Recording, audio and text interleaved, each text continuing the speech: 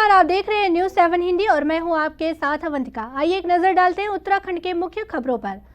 उत्तराखंड में इन दिनों पूर्व मुख्यमंत्री हरीश रावत के राजनीतिक संन्यास मामले को लेकर घमासान मचा हुआ है। हाल ही में भाजपा प्रदेश अध्यक्ष महेंद्र भट्ट ने एक बड़ा बयान देते हुए कहा था कि उत्तराखंड के पूर्व मुख्यमंत्री हरीश रावत को सिर्फ चुनाव से दूरी नहीं बनानी चाहिए बल्कि कांग्रेस और राजनीति से भी संन्यास ले लेना चाहिए।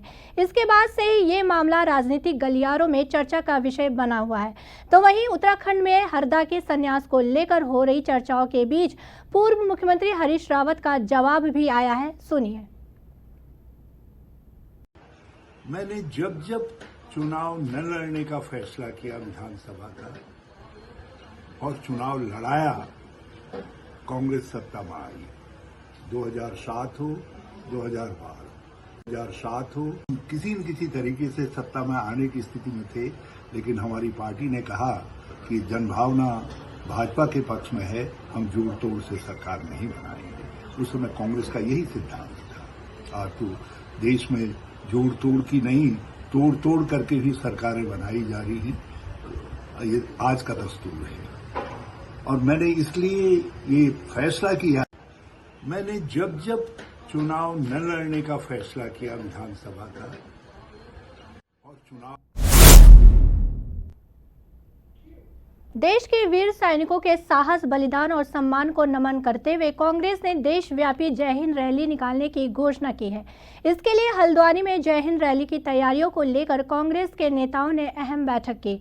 आपको बता दें कि ये रैली विशेष रूप से ऑपरेशन सिंदूर के अंतर्गत भारत की सैन्य ताकत और देशभक्ति को समर्पित होगी। इस अभियान की शुरुआत 1 जून को हल्द्वानी से की जाएगी, जहां एक भव्य रैली का आयोजन किया जाएगा। इस रैली में बड़ी संख्या में कांग्रेस कार्यकर्ता, पूर्व सैनिक और आम नागरिक भाग लेंगे।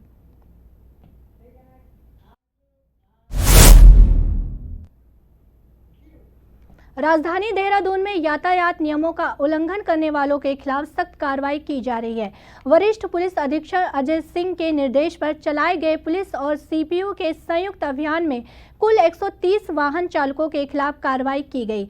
अभियान के दौरान शहर के कई चौराहों पर गलत दिशा में वाहन चलाने वालों पर पैनी नजर रखी गई।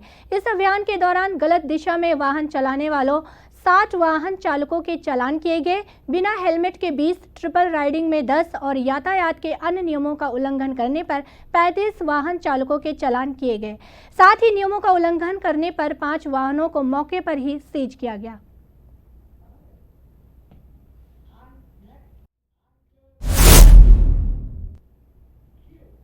हरिद्वार में मेला नियंत्रण भवन में सांसद राज्यसभा डॉक्टर नरेश बंसल की अध्यक्षता में जिला सड़क सुरक्षा समिति की बैठक संपन्न हुई।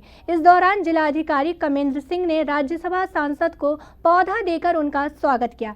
इस बैठक में प्रशासन, पुलिस विभागों के तमाम अधिकारी समेत सामाजिक संगठन के लोग भी शामिल हुए। आपको बता दें कि इस मीटिंग में सांसद नरेश बंसल ने विभागों के सभी अधिकारियों को आवश्यक दिशा निर्देश भी दिए।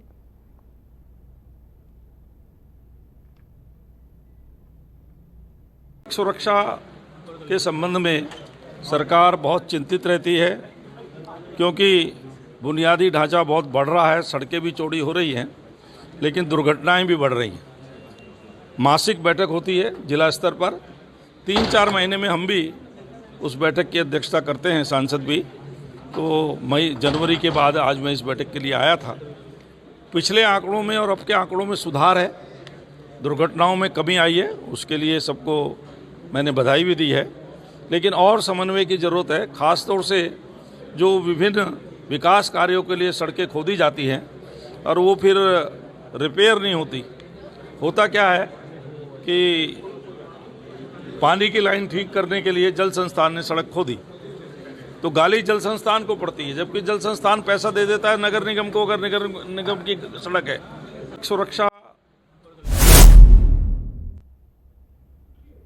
बागेश्वर से भ्रष्टाचार का मामला सामने आया है। यहां जिला सैनिक कल्याण अधिकारी कर्नल डॉक्टर सुबोध शुक्ला को विजिलेंस टीम ने 50,000 की रिश्वत लेते रंगे हाथों पकड़ा है। बताया जा रहा है कि पूर्व से कार्यरत कर्मचारी के अनुबंध बढ़ाने के मामले में उन्होंने घूस मांगे थे। आरोप ये भी है कि कर्नल शुक्ला पीड़ित से 90,000 की मांग कर रहे थे, लेकिन बाद में मामला 50,000 में तय हुआ। हालांकि कार्मिक ने मामले की शिकायत विजिलेंस टीम से की थी, जिस पर टीम द्वारा जाल बिछाया गया और कर्नल शुक्ला को रंगे हाथ दबोच लिया गया। फिलहाल सैनिक कल्याण कार्यालय में इतने अहम पद पर कार्यरत अधिकारी द्वारा रिश्वत लेने जाने के मामले में पूरे इलाके में चर्चा का विषय बना हुआ है।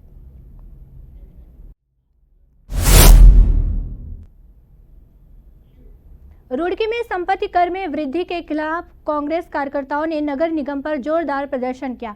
नगर निगम की ओर से संपत्ति कर बढ़ाने एवं ऊर्जा निगम की ओर से बिजली बिलों में की जा रही बढ़ोतरी के खिलाफ कांग्रेस कार्यकर्ताओं का गुस्सा फूट पड़ा और इस दौरान कांग्रेसियों ने जमकर नारेबाजी की। उन्होंने भाजपा पर जनता को परेशान करने का आरोप लगाया और कहा कि बिजली बिलों में वृद्धि के साथ संपत्ति कर में वृद्धि जनता पर दोहरी मार है। तो वहीं कांग्रेस ने चेतावनी देते हुए कहा कि यदि कर बढ़ाया गया तो वे नगर निगम पर तालाबंदी कर चरणबद्ध आंदोलन करेंगे।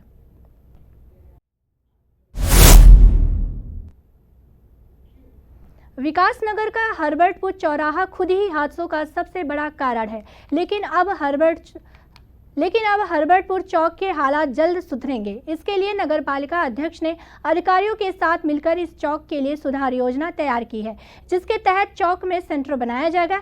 इससे ट्रैफिक जाम की समस्या में काफी राहत मिलेगी और जनता को आवागमन में सुविधा होगी।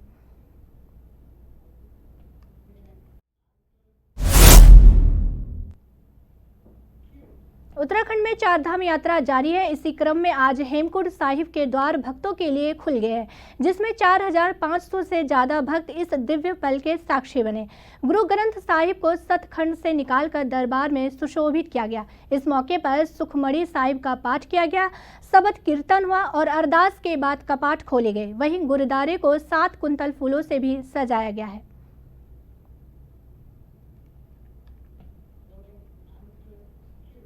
फिलहाल इस न्यूज़ बुलेटिन में बस इतना ही। बाकी खबरों से अपडेट रहने के लिए देखते रहिए News 7 हिंदी।